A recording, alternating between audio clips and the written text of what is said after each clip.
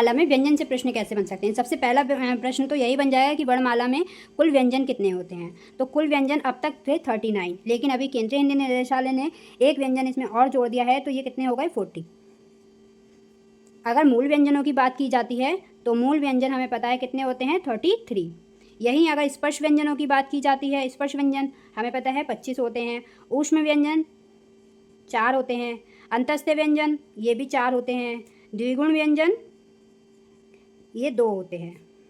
इसके बाद आ जाता है संयुक्त व्यंजन।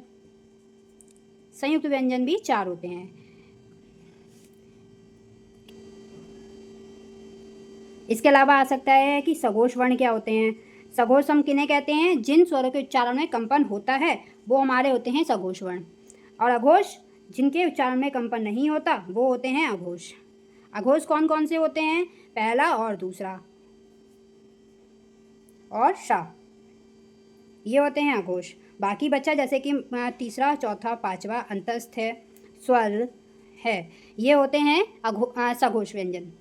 इसके अलावा पूछ सकता है कि लुंठित व्यंजन कौन सा है, वो रा है। प्रकंपित वो भी रा है। इसके अलावा काकल्य पूछ सकता है, काकल्य वर्ण किसे कहते हैं, तो ये होता है हा।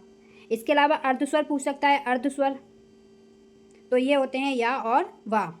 इसके अलावा पूछ सकता है उच्छिप्त द्विगुण व्यंजन कौन कौन से होते हैं, जैसे उच्छिप्त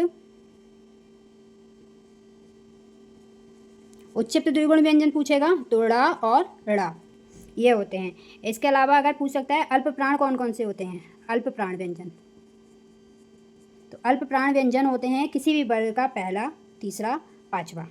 स्थान बताइए इस वाले शाखा, तो हम बताएंगे तालु। अगर इसका पूछता है तो हम बताएंगे मूर्धा, सॉरी इसका है मूर्धा। और सपेरा वाले का पूछता है तो ये हमारा है दंत।